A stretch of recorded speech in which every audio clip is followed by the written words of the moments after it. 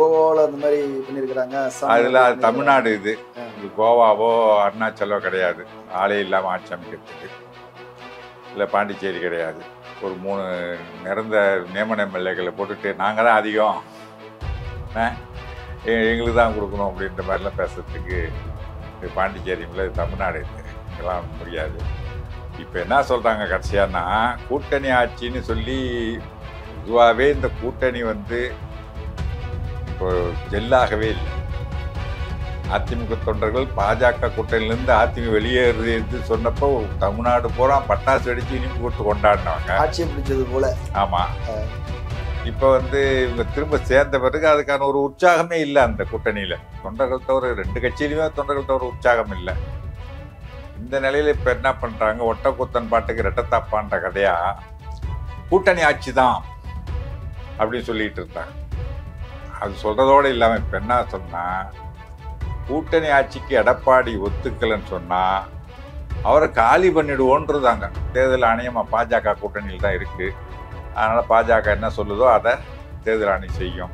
அப்போ சின்னத்தை இழக்க வேண்டியிருக்கும். இப்படி பல வகையிலும் எடப்பாடி மிரட்டி, டிடியை காட்டி மிரட்டி, ரைடு விட்டு செங்கோட்டனை கூட்டு போய் கட்சியோடி போன மிரட்டி இந்த கூட்டணி அமைச்சாங்க. ஆக ஒரு நிர்பந்தத்தின் காரணமாகத்தான் கூட்டணிக்கு எடப்பாடி ஒத்துக்கிட்டு இருக்காங்க.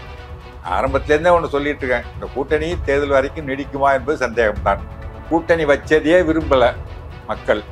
அப்போ நீ கூட்டணி ஆட்சின்னு சொன்னால், இவன் ஆட்சியில் இல்லாத இருக்கும்போதே இங்கே ஒரு 2-4 எம்எல்ஏ இருக்குது, அதுக்கே வச்சுக்கிட்டு இந்த ஆட்டம் போட்டு நம்மளை பாடாப்படுத்துகிறாங்க தமிழ்நாட்டை. இவங்க ஒன்றாந்து ஆட்சியில் உட்கார வச்சுட்டோம்னா என்ன பண்ணுவான்றது மக்களுக்கு புரியாதா? அரண்சை நேயர்களுக்கு வணக்கம். நான் மதன் நெறிவுலகன். இன்று நமது சிறப்பு விருந்தினர் மூத்த பத்திரிகையாளர் இரா குமார் அவர்கள். நிறைய விஷயங்கள் விவாதிக்க இருக்கிறோம், அவரை வரவேற்கலாம்.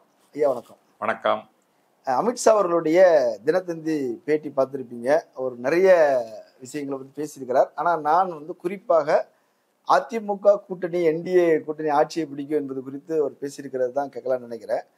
அதில் பேசும்போது அதிமுக தலைமையில் கூட்டணி ஆட்சி எல்லாமே ஓகே, ஆனால் அதிமுக தான் முதலமைச்சர், அதிமுக முதலமைச்சராவாங்கிற மாதிரி சொல்றாரு தவிர எடப்பாடி பேரை சொல்லலை என்பது ஒரு சர்ச்சையாக இருக்குது. இன்னொன்று கூட்டணி ஆட்சி என்பதை மீண்டும் வலியுறுத்தி சொல்லியிருக்கிறார். இது யாருக்கான மெசேஜ்? கூட்டணி ஆட்சி என்பது இதோட ஒரு தடவை இல்லை, ஒரு 4-5 தடவை சொல்லிட்டார். முதல்ல இங்கே வந்தப்ப சொன்னார் பாஜக அதிமுக கூட்டணி ஆட்சி அமைக்கும்னு. 4 நாள் கழிச்சு பதில் சொன்னார். அதை பற்றி கேட்டதுக்கு 4 நாள் கழிச்சு இவர் பாஜக கூட்டணி ஆட்சி அமைக்கும், கூட்டணி ஆட்சின்னு சொல்லலை, கூட்டணி ஆட்சி அமைக்கும் தான் சொன்னார். நீங்கள் உங்கள் வித்தையெல்லாம் இங்கே காட்டாதீங்க அப்படின்ட்டு செய்தியாளர்கிட்ட ஒரு வியாக்கியானம் கொடுத்தாரு. அதன் பிறகு திரும்ப திரும்ப சொல்லிக்கிட்டே இருக்காரு அமித்ஷா. பாஜக இடம்பெறும் அப்படின்றாரு. அண்ணாமலை இன்னும் ஒருபடி மேலே போய் அது கூட்டணி ஆட்சி என்று சொல்ல மாட்டேன், பாஜக ஆட்சி தான் அப்படின்னாரு. 4 எம்எல்ஏக்கள் வச்சுதான் ஆட்சி அமைச்சிடலான்னு நினைக்கிறாரு அவரு. அது வேற விஷயம். கோவாவில் அந்த மாதிரி பண்ணியிருக்கிறாங்க.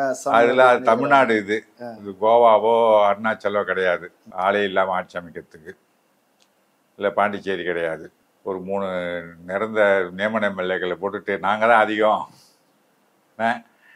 எங்களுக்கு தான் கொடுக்கணும் அப்படின்ற மாதிரிலாம் பேசுறதுக்கு பாண்டிச்சேரியில் தமிழ்நாடு. இது இங்கெல்லாம் முடியாது. இப்போ என்ன சொல்கிறாங்க கடைசியானா, கூட்டணி ஆட்சின்னு சொல்லி பொதுவாகவே இந்த கூட்டணி இப்போ ஜெல்லாகவே இல்லை. அதிமுக தொண்டர்கள் பாஜக கூட்டணியிலேருந்து அதிமுக வெளியேறது சொன்னப்போ தமிழ்நாடு பூரா பட்டாசு வெடிச்சு இனிப்பு கொடுத்து கொண்டாடினவங்க, ஆட்சியை பிடிச்சது போல. ஆமாம். இப்போ இவங்க திரும்ப சேர்ந்த பிறகு அதுக்கான ஒரு உற்சாகமே இல்லை அந்த கூட்டணியில். தொண்டர்கள் தவிர 2 கட்சியிலுமே தொண்டர்கள் தவிர உற்சாகம் இல்லை. இந்த நிலையில் இப்போ என்ன பண்ணுறாங்க, ஒட்டக்கூத்தன் பாட்டுக்கு ரெட்டத்தாப்பான்ற கதையா கூட்டணி ஆட்சி தான் அப்படின்னு சொல்லிட்டு இருந்தாங்க. அது சொல்கிறதோடு இல்லாமல் இப்போ என்ன சொன்னால், கூட்டணி ஆட்சிக்கு எடப்பாடி ஒத்துக்கலைன்னு சொன்னால் அவரை காலி பண்ணிடுவோன்றதாங்க. யார் முதல்வர்னு சொன்னால் அதிமுகலேருந்து ஒருவர் வருவார் அப்படின்னா எடப்பாடி வருவார்னு ஏன் சொல்லணும் தானே சொல்லணும். அவர்தான் தலைவர். அவர்தானே தலைவர்.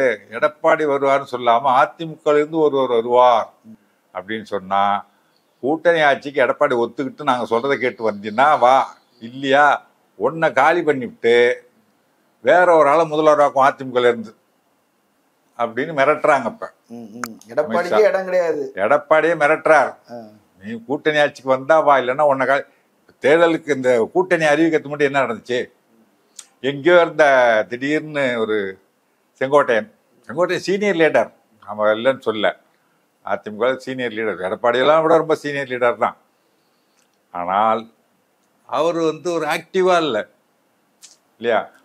அவர் பின்னால தொண்டர்கள் யாரும் வர்றதுக்கு அவர் செல்வாக்குள்ள தலைவர். ஆமா, செல்வாக்கு இல்லை, ஒரு மரியாதைக்குரிய தலைவர், அவ்வளவுதான், சீனியர் லீடர். அவரை கூட்டுட்டு போய் டெல்லிக்கு நிர்மலா கூட பேச வைக்கிறது, இந்த மாதிரிலாம் பண்ணி, அதாவது நீ கூட்டணிக்கு வரலன்னா செங்கோட்டையனை வச்சு நாங்கள் கூட்டணி அமைப்போம், அதிமுக கூட கட்சி உடைப்போம் அப்படின்னு சொல்லாமல் ஒரு மிரட்டி ஈடி எல்லாம் காட்டி பல விதங்களில் அவரை மிரட்டி திடீர்னு ஒரு கூட்டணி அறிவிச்சாங்க. அதில் இன்னொரு விஷயமும் சொல்றாங்களே, இப்போ நீங்கள் செங்கோட்டையன் தலைமையில் நாங்கள் கூட்டணி கட்சியை உடைச்சி கொண்டு வந்துட்டோம் அப்படின்னா அதில் இபிஎஸ் டிடிவி எல்லாத்தையும் உள்ள கொண்டாந்துருவோம். அப்புறம் உங்க கையில கட்சி இருக்காது, உங்க கையில இருக்காது, இந்த மாதிரி சின்னத்தையே கொடுத்துருவோம். ஆமா, சின்ன வேற இப்ப தேர்தல் ஆணையம் முடிவு பண்ணணும்னு சொல்லி நீதிமன்றம் சொல்லி 4 மாதத்தில் விசாரிச்சு. ஆமா, அதனால இப்ப தேர்தல் ஆணையம் பாஜக கூட்டணியில் தான் இருக்கு. அதனால பாஜக என்ன சொல்லுதோ அதை தேர்தல் ஆணையம் செய்யும்.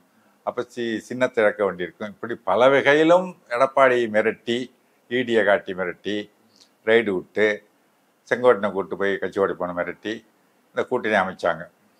ஆக ஒரு நிர்பந்தத்தின் காரணமாகத்தான் கூட்டணிக்கு எடப்பாடி ஒத்துக்கிட்டு இருக்காரு. ஆரம்பத்திலேருந்தே ஒன்று சொல்லிட்டு இருக்கேன், இந்த கூட்டணி தேர்தல் வரைக்கும் நீடிக்குமா என்பது சந்தேகம்தான். எந்த நேரத்தில் அத்துட்டு போகலாம், எந்த நேரம் எடப்பாடி அத்துட்டு போகலாம். ஒரு 10 மாசம் மிரட்டெல்லாம் இல்லாமல் இருப்போம், தேர்தல் நெருங்கட்டும் அப்போ பார்த்துக்கலாம் அப்படின்னு கூட எடப்பாடி இந்த முடிவோடு இருக்கலாம். ஏன்னா அவர் ஒன்றும் பெருசாக ஒன்றும் ரியாக்ட் பண்ணவே மாட்டேங்கிறாரு. நீ எதையாவது சொல்லிட்டேரியா அப்படின்ற மாதிரி தான் இருக்கார் ஒழிய, உடனே நேரம் சொல்லியிருக்கணும்ல. யாரோ சொல்கிறாங்க கூட்டணி ஆட்சி கிடையாது அப்படின்னு ராஜேந்திர பாலாஜியா அவர் சொல்கிறார் ஒழியா, எடப்பாடி தட்டேருந்து வரைக்கும் பதில் வரல. ஒரு கேபி முனுசாமிட்டேருந்து இது வரைக்கும் பதில் வரல. காலையில் வந்துச்சுல செய்தி வந்துச்சு, இல்லை நேரம் சொல்லியிருக்கணும், உடனடியாக சொல்ல காணும்.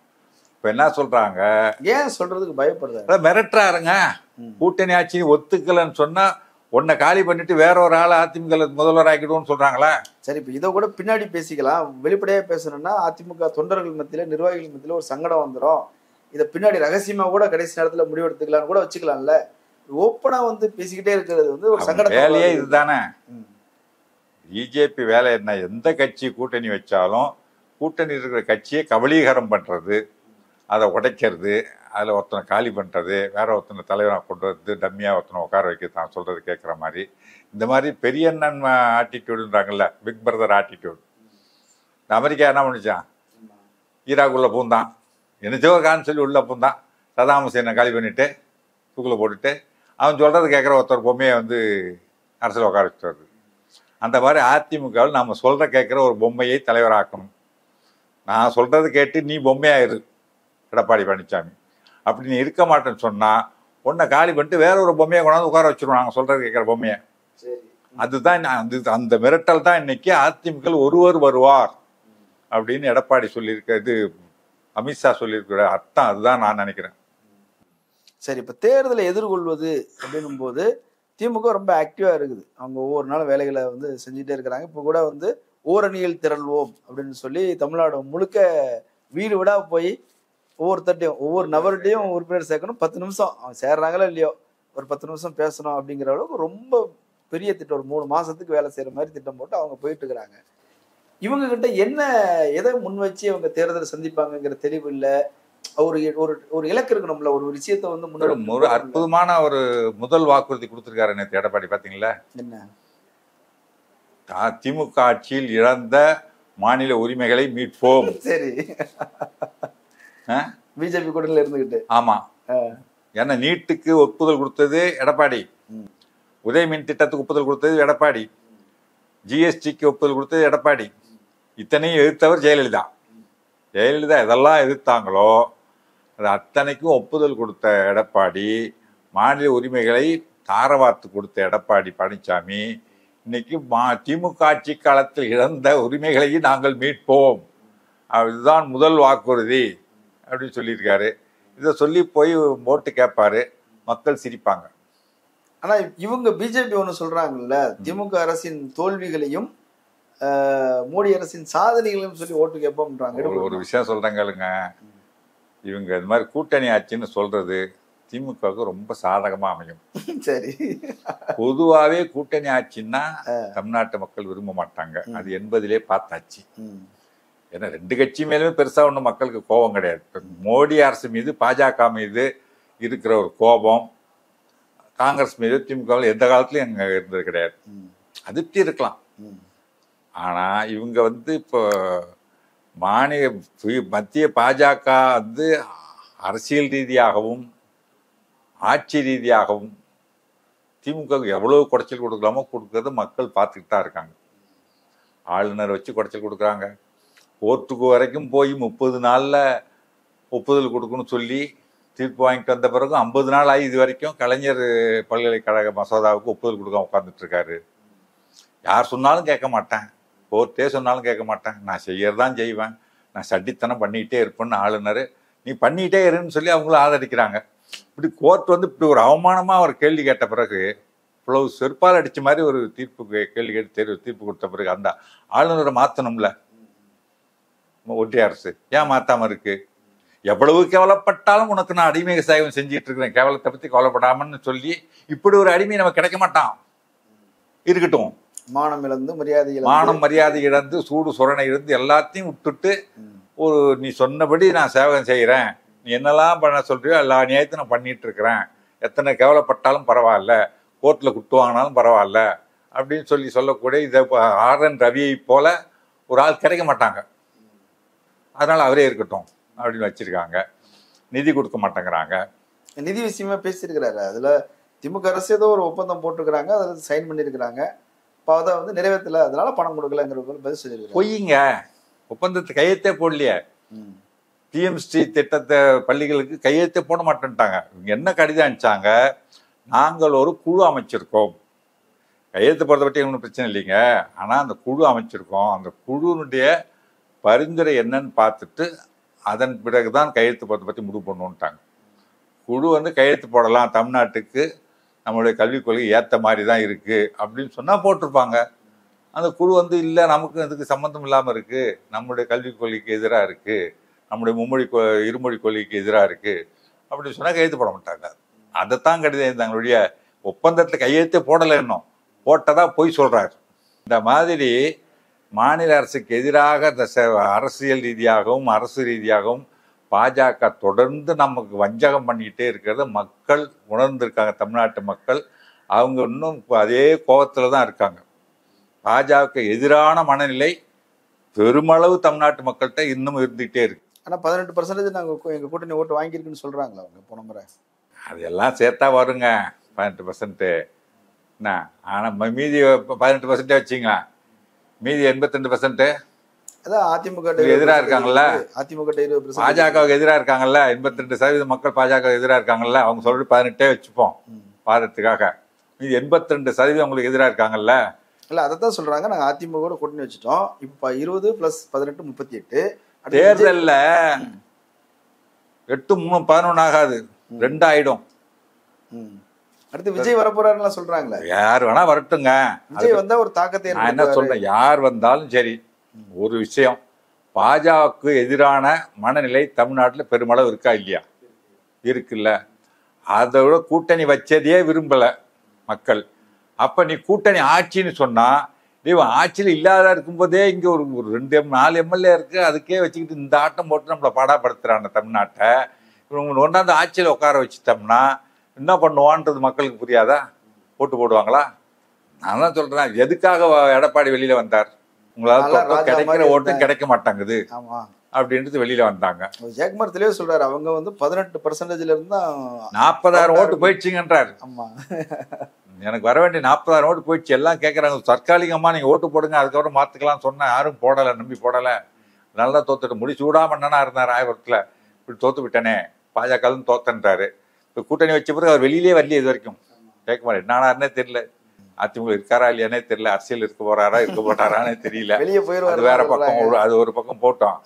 ஆக வந்து பாஜக எதிரான மனநிலை இருக்கிறதுனால நமக்கு மக்கள் போடுறவங்க போட மாட்டாங்க, வெளியில வந்தாரு. இப்ப அந்த மனநிலை மாறிடுச்சா மக்கள்கிட்ட?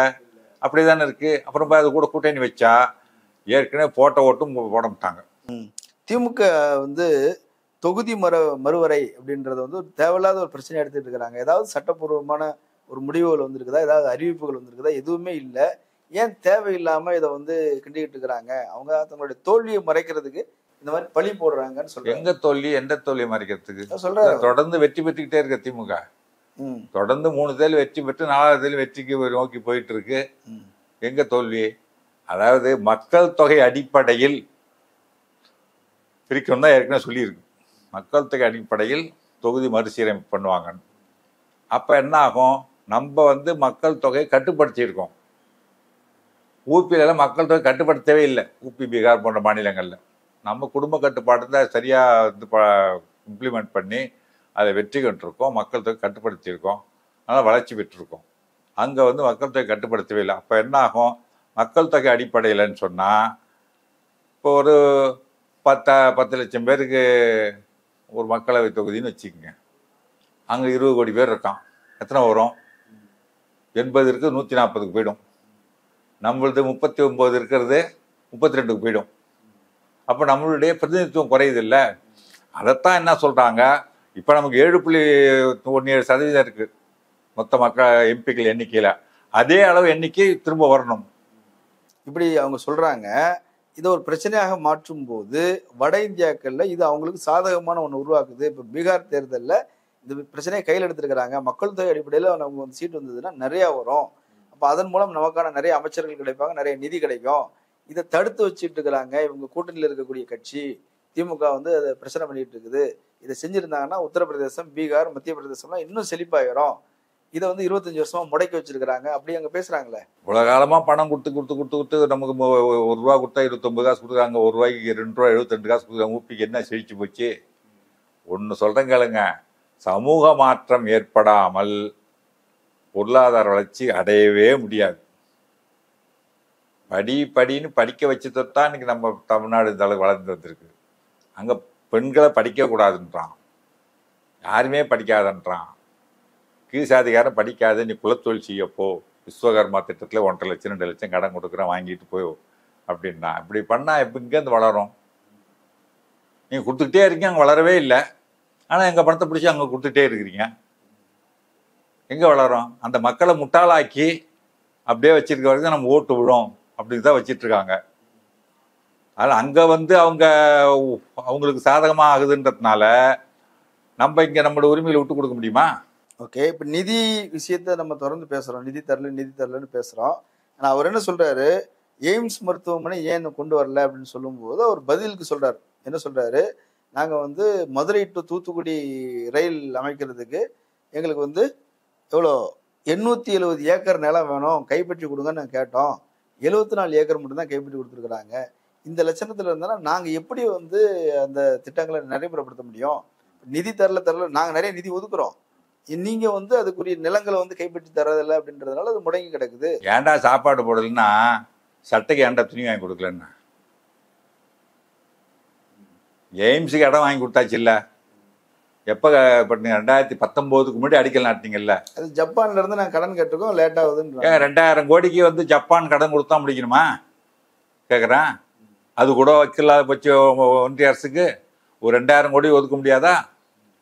அதுக்கு ஜப்பான் கடன் வாங்கி தான் செய்யணுமா? அப்படியே அதை சீக்கிரத்தில் வாங்குங்க. நம்ம ஜப்பானில் கடன் வாங்கி சீக்கிரத்தில் மெட்ரோ ரயில் கொண்டு வந்துட்டோம், நம்மளால முடியுது. இப்போ ஒன்றிய அரசால் முடியல, ஒரு கையால் ஆகாத அரசு இறங்கிப்போ. இல்லை, இப்போ மெட்ரோவுக்கு 70,000 கோடி ரூபா கிடைச்சிருச்சு, நம்ம செஞ்சுட்டோம். அது 2000 கோடி கிடைக்கலன்றாங்க. அதான் சொல்கிறேன், ஒரு மாநில அரசால் வாங்க முடியுது, ஒரு ஒன்றிய அரசால் ஒன்றால் வாங்க முடியலன்னா நீ நிர்வாகத்திறனத்தும் கையால் ஆகாதான்னு அர்த்தம். வேணும்னு செய்கிறாங்களா அல்லது வேணும்னே தானே பண்ணுறாங்க? 2000 கோடி வேண்டாங்க, 2000 கோடி ஒதுக்க முடியாதா?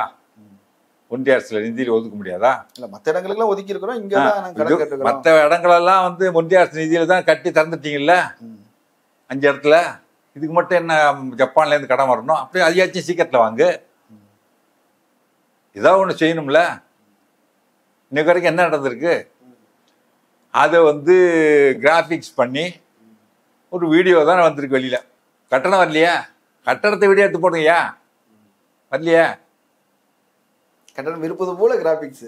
இது மாதிரி கட்ட போறோம் அப்படின்றதுக்கு அது யார் வேணா செய்யலாமே. இப்ப காம்பவுண்ட் கட்டி இருக்கிறோம், அப்புறம் பில்டிங் அடுத்த தேர்தல் வரும்போது கடக்கால் தோண்டுவாங்க, அதுக்கப்புறம் பில்லர் எழுப்புவாங்க. என்னைக்கு நடக்கிறது? எய்ம்ஸுக்கு இடம் வாங்கி கொடுத்துட்டோம், அது கட்டுறதுக்கு ஏன் இன்னும் கட்டலைன்னு கேட்டா, நீ ரயில்வே பாதை போட்டு எனக்கு ஒன்றும் இது பண்ணி கொடுக்கல, இடம் வாங்கி கொடு, நீ பணம் கொடுக்கணும்ல, அதுக்கும் பணம் ஒன்றுல நிலம் கையகப்பட்டதுக்கு அது பணம் கொடுக்குறியா? விமான நிலையத்தெல்லாம் விற்று புரியல, விமான நிலையத்துக்கு இடம் யார் வாங்கி கொடுக்குறான்? மாநில அரசு தன்னுடைய நிதியில தான் இடம் வாங்கி கொடுக்குது. அந்த விமான நிலையத்தை நீ வித்துடுற அம்பானிக்கு. அப்ப அந்த பணத்துல இடத்துக்கு உரிய பணத்தை நீ மாநில அரசுக்கு கொடுக்கணும்ல, கொடுக்குறியா? நீ பாட்டு தூக்கிட்டு போயிடுற, கொடுக்கணும்ல. அதான் முதலமைச்சர் கேட்டாரு, விமான நிலையத்தை எங்க காசை கொடு எனக்குன்னு. முதலமைச்சர் கேட்க ஆரம்பிச்சுன்னு எல்லா மாநிலத்திலும் கேட்க ஆரம்பிச்சாங்க. அதுதானே இவங்களுக்கு கஷ்டமா இருக்கு. குறைச்சல் கொடுத்துட்டே இருக்கிறாங்க. நம்ம இவரு குறைச்சல் கொடுக்குற, இதை பார்த்து எல்லாரும் கொடுக்குறான். இங்க நீ வந்து முடியாது, மும்மொழி கொள்கை முடியாது, இருமொழி கொள்கை தான் சொன்ன, மகாராஷ்டிரா ஹிந்தி வேணான்றான், தூக்கிட்டாங்க. ஏன்னா இவங்க பண்றதை வச்சுட்டு இந்த திராவிட கொள்கை தமிழ்நாடு மட்டும் இருந்து பத்தி இப்ப இந்திய முழுக்க பரவிக்கிட்டு இருக்காங்களே. இதுல சொல்றா ஸ்டாலின் தான் பிரதமர் ஆகுதுன்னு ஒரு வக்கீல் சொல்லுது பீகார்ல லேடி. இந்த மாதிரி எல்லாம் பண்ணிட்டு ஒரு ஃபேமஸ் ஆகிட்டு நமக்கு இருக்கிற பெரிய குறைச்சல் கொடுத்துட்டு இருக்காருன்றதுனால ஒரு தேர்ந்தெடுக்கப்பட்ட ஒரு அரசை செயல்படா விடாமல் முடக்கத்தை என்னெல்லாம் பண்ணுமோ அவ்வளவும் பண்றாங்க. இவ்வளவும் பண்ணி ஜிடிபி 9.69 இதுவரை இல்லாத அளவு இந்தியாவில் எந்த மாநிலம் அல்லாத ஒரு வளர்ச்சியை தமிழ்நாடு பெற்றிருக்கு. சரி, இப்ப இவங்க என்ன பண்ணாலும் அடக்க முடியலையா? ஓகே, இப்ப இவங்க இவ்வளவு சாதனைகள் செஞ்சிருக்கிறாங்க, எல்லாமே தெரியும், வெளிப்படையா தான் இருக்குது, ஒன்றிய அரசு தான் தகவல்களே சொல்லுது. ஓகே, இப்ப அவங்க வந்து நிதி தரலங்கிற ஒரு பிரச்சனை இருக்குது, டிலிமிட்டேஷன்ங்கிற ஒரு பிரச்சனை இருக்குது, தொடர்ந்து வஞ்சிக்கிறார்கள், தமிழகம் வஞ்சிக்கப்படுகிறது, அதிமுகவும் சொல்லுது, எடப்பாடியும் சொல்லி காலங்காலமா அப்படிதாங்க இருக்குதுன்னு அவரும் சொல்றாரு. இவ்வளவும் செஞ்சுட்டு இப்ப கீழடி விஷயத்துல வந்து அவங்க அறிக்கையை வந்து ஏத்துக்க முடியாதுன்றாங்க அப்படின்னு சொல்லியிருக்கிறாங்க. அது ஒரு பிரச்சனை போயிட்டு இருக்கு. எல்லாமே நெகட்டிவான விஷயங்களை வச்சுக்கிட்டு எந்த நம்பிக்கையில இவங்க வந்து தேர்தலை எதிர்கொள்ள வராங்க பிஜேபி? அந்த முருகன் மாநாடு நடத்துறது, இந்த அனுமன் மாநாடு நடத்தினா மக்கள் ஓட்டு போட்டுருவாங்க அப்படின்னு நினைச்சிட்டு இருக்காங்க. தமிழ்நாட்டு மக்களை இன்னும் புரிஞ்சிக்கல. முதல்ல தமிழ்நாட்டு மக்களை பத்தி புரிஞ்சுக்கிட்டு தமிழ்நாட்டுடைய வரலாறு என்ன, இது வந்த வழி என்ன, அதெல்லாம் தெரிஞ்சுக்கிட்டு இங்க வரணும். இந்த மண்ணுக்கு உதவாத ஒரு சித்தாந்தத்தை தூக்கிட்டு வந்துட்டு கடை விரித்தேன் கொள்வார் இல்லைன்னு திருப்பி தான் போன எடுத்துக்கிட்டு. சரி, இவ்வளவு சிக்கல்களை மத்திக்கிட்டு அதிமுக இந்த தேர்தலை எதிர்கொள்வதற்கு என்ன மாதிரியான வேலைகள் செய்வாங்கன்னு நினைக்கிறீங்க? அது எடப்பாடி தான் கேட்கணும், எதை சொல்லி ஓட்டு கேட்க போறீங்கன்ட்டு. நாங்க பாஜக கூட கூட்டணி வச்சிருக்கோம், பாஜக இவ்வளவு துரோகம் பண்ணிருக்கு தமிழ்நாட்டுக்கு, அதனால அந்த கட்சிக்கு ஓட்டு போடுங்க அப்படின்னு கேட்பாரு போல இருக்கு. ஏன்னா முன்னாடி இப்ப ஜெயலலிதா எதை பேசுவாருன்றது நம்ம முன்னாடியே கணிச்சிட்டோம். 2011 எதெல்லாம் பிரச்சனையாகும் அப்படின்றதெல்லாம் முன்னாடியே நமக்கு தெரிஞ்சது, ஒவ்வொரு தேர்தலையுமே தெரிஞ்சது இது எது விஷயமாகும். இவங்க ஒன்றும் சொல்றதுக்கு ஒண்ணும் இல்லை. இவங்க சாதனைகளை சொல்லி திமுக ஓட்டு கேட்கும். செஞ்சிருக்காங்க, நிறைய செஞ்சிருக்காங்க.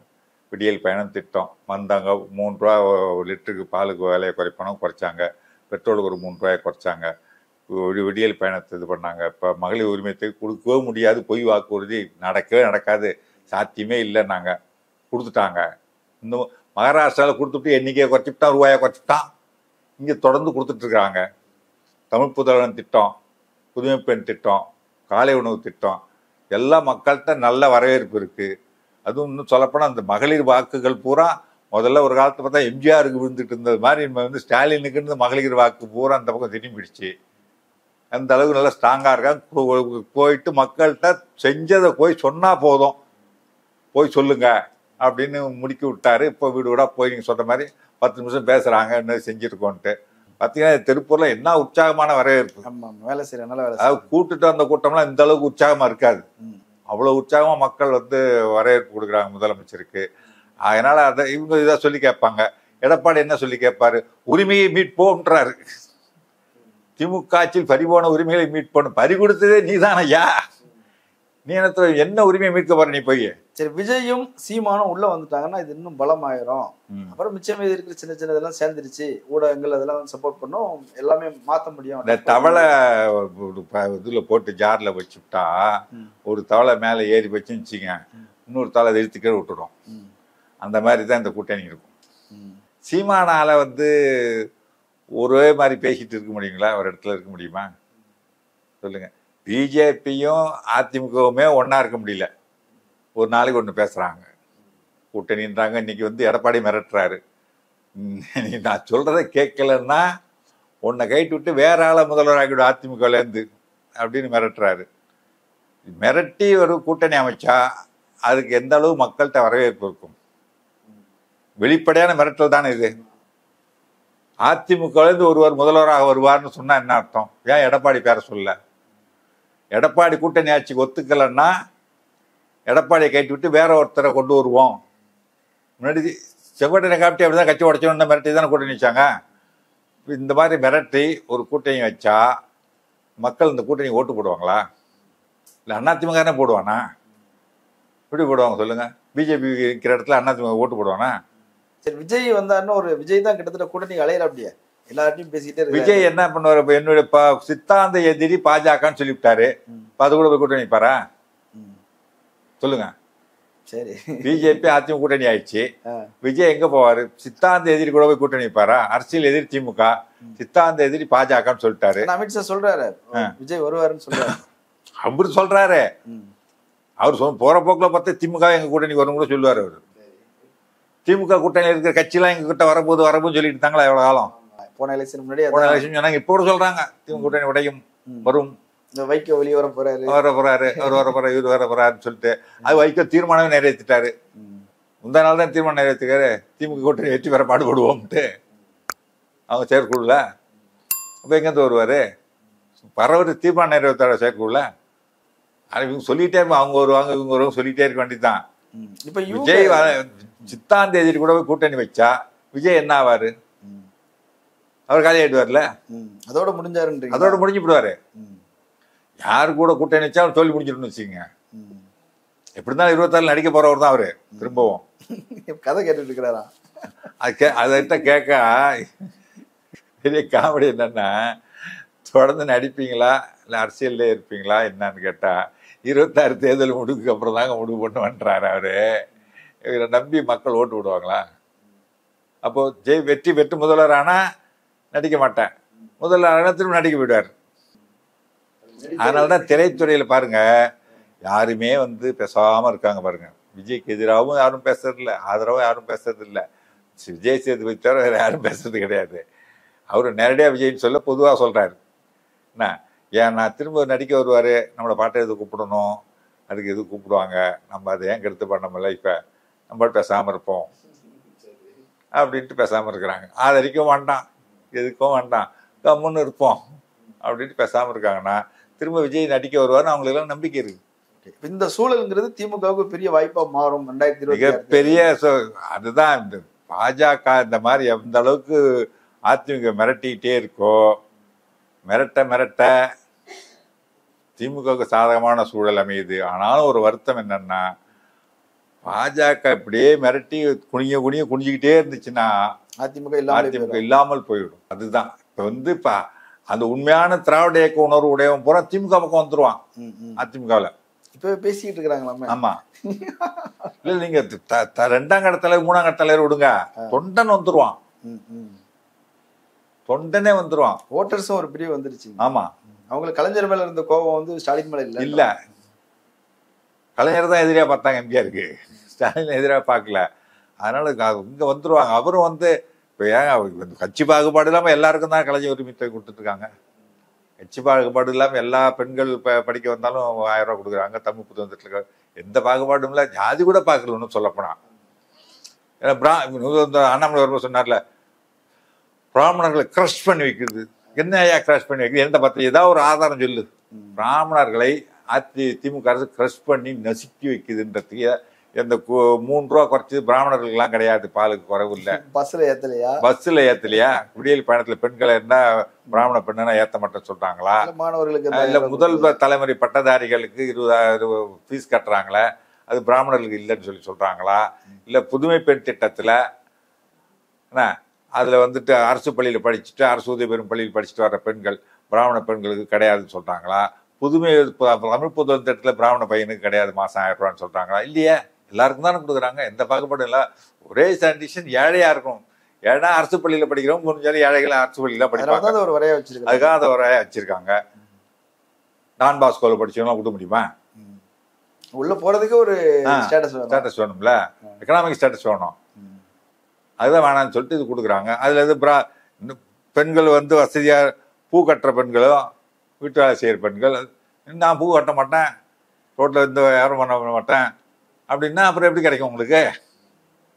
நான் படிச்சுட்டு ஐடி கம்பெனிக்கு தான் போவேன் அப்படின்னா உங்களுக்கு எப்படி வேலைக்கு 1000 ரூபா கொடுக்க முடியுமா? ஐடி கம்பெனியில் போயிட்டு 1 லட்சம் சம்பளம் 1000 ரூபா கொடுக்க முடியுமா? தேவையா? தேவையில்லை. குடும்ப பெண்களுக்குன்னு தானே இதுவே. பெண்களுக்கு வந்து அவங்க கஷ்டப்படுறாங்க.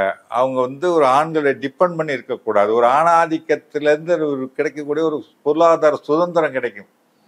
ஒரு சின்ன விஷயங்க, கிராமங்களில் ரோட்டில் ஒரு தின்பண்டம் விற்றுட்டு போவான். பேரப்பிள்ளை வந்திருக்கும், இல்லை அண்ணன் பிள்ளை வந்திருக்கும். பாட்டி ஒன்று வாங்கி கொடு, அத்தை ஒன்று வாங்கி கொடுன்னு கேட்டால் கையில் காசு இருக்காது. மாமா வரட்டும் வாங்கி தரேன், தாத்தா வரட்டும் வாங்கி தரேன், என்ற கையில் காசு இல்லைன்னு அவங்க வர்றதுக்குள்ள இவன் அடுத்த ஊருக்கு போயிடுவான்.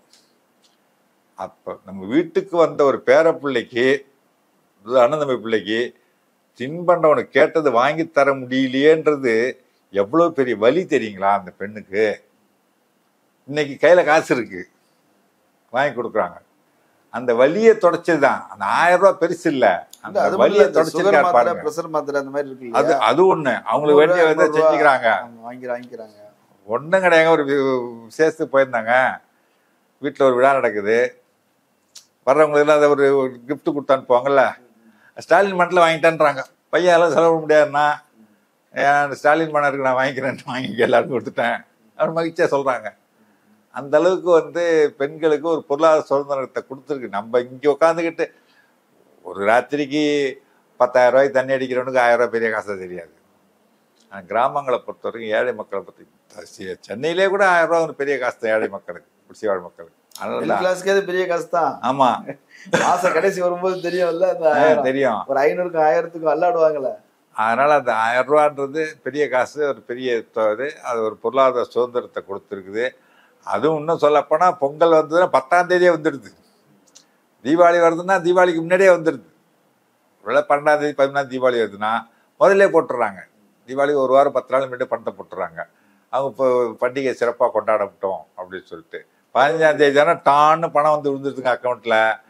பொங்கல் ஜனவரி மாதம்னா 5ஆம் தேதியே வந்துடுது பொங்கல் கொண்டாடுறதுக்கு.